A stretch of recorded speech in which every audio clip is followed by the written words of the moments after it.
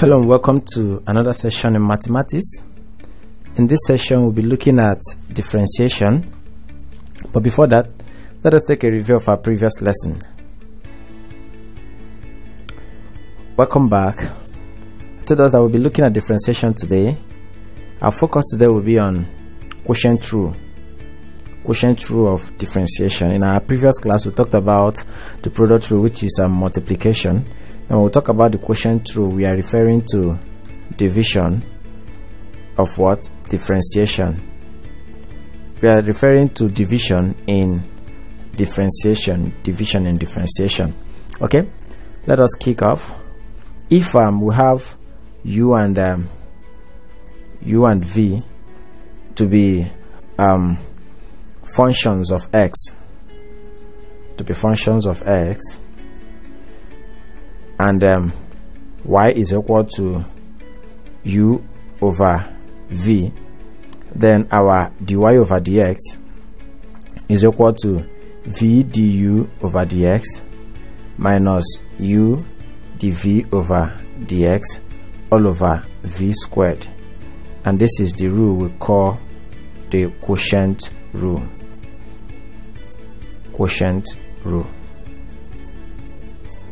Okay, the rule states that dy over dx is equal to v du over dx minus u dv over dx. What that means is that v is multiplying du over dx minus u multiplying dv over dx, then all over what?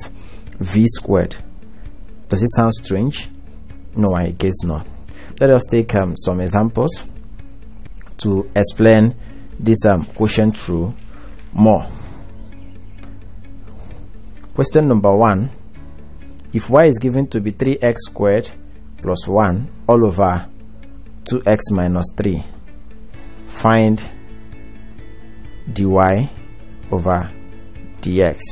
Okay, I told us that we apply quotient rule when dealing with what? Division. We apply product rule when dealing with multiplication. So product, multiplication, quotient, division. Okay, so first of all, our y is equal to what? U over v. Is that correct? So let u equals this, the numerator, which is 3x squared plus 1, and our v be 2x minus 3. Okay, so if we differentiate u with respect to x, we have du over dx, and if we differentiate 3x squared, we have 6x, right? If we differentiate 1, we have 0 because it's a constant. Then if we differentiate v with respect to x, we have it to be dv over dx, and if we differentiate 2x minus 3, we have 2, where minus 3 is a constant, so it's equal to 0. So we've gotten the value of u, v, du over dx and dv over dx. We can now substitute. We are given that dy over dx is equal to v du over dx minus u dv over dx all over v squared, right? So let's substitute. What's the value of our v? Our v is 2x minus 3 multiplying du over dx. Du over dx is what? Is 6x. Then minus u, our u is 3x squared plus 1 times dv over dx, which is what? 2 all over v squared. What's our v? Our v is 2x minus 3 all squared. Okay, so opening these brackets, what do we have? 2x times 6s, we have what? 12x squared minus 3 times 6x will give us what? Minus what? 18x. Is that correct? Okay, minus 3x squared times 2 will give us what? Minus 6x squared. 1 times 2 will give us 2 all over, we have 2x minus 3 squared, 2x minus 3 squared. So we write it down, 2x minus 3 all squared Okay, so let's move over to the next part of let's go over to the next slide. We'll collect like terms.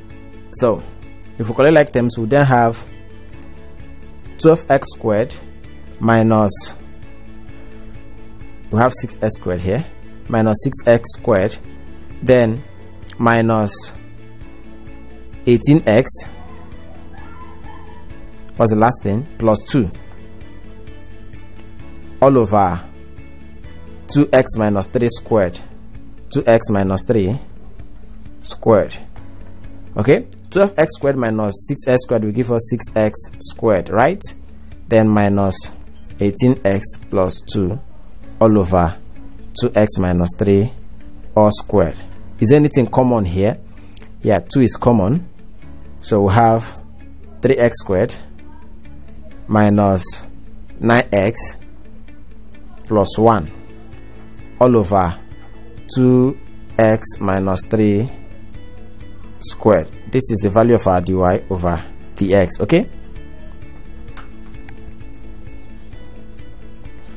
so let's take one more example. Number 2. If we are given y to be equal to, let's say, sine x over cos x, then we have a solution. Our u is equal to sine x and our v is equal to what?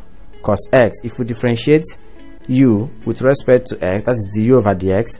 If we differentiate sine x, what do you have? You have what? Cos x. If we differentiate v with respect to s, that is the v over dx, we now differentiate cos x and we have minus sine x. If you are confused, go to the table. I gave us the standard derivatives, the table.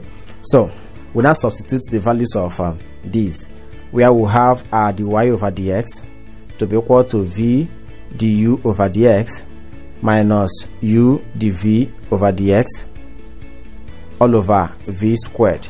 So our v is cos x times du over dx, which is also cos x, minus our u, and our u is sine s, into dv over dx is also minus what? Sine x, then all over v squared. And what's our v? Cos x squared. Okay, so cos x times cos x gives us cos squared x, not cos x squared. Okay, it gives us what? Cos squared x. Then minus sine x times minus sine x will give us what? Plus sine squared x, not sine x squared. No, it's pronounced as what and written as what? Sine squared x. Then all over cos x times cos x will give us what? Cos squared x. Okay, now in trigonometry we were taught that when we have cos squared x plus sine squared x that is equal to 1, we are taught that cos squared x plus sine squared x is equal to 1. So therefore we have 1 over cos squared x. Okay, now in trigonometry also 1 over cos x is equal to sec s. 1 over cos x, that is the inverse of cos, is equal to what? Secant. Is that true? So if we have 1 over cos squared x, it means we have sec squared x as our what? Answer. Okay, so we'll stop here today. I hope you really enjoyed everything we did. So to refresh your memory on what we've just done, kindly provide the answer to the following questions on the screen. Welcome back. So far we've been able to deal with the quotient rule of differentiation. I will stop here. So do well to use the lesson note on the platform for better information on what we've just discussed, and feel free to leave your questions or comments on the comment section. Till we meet again in our next class, stay safe. Bye.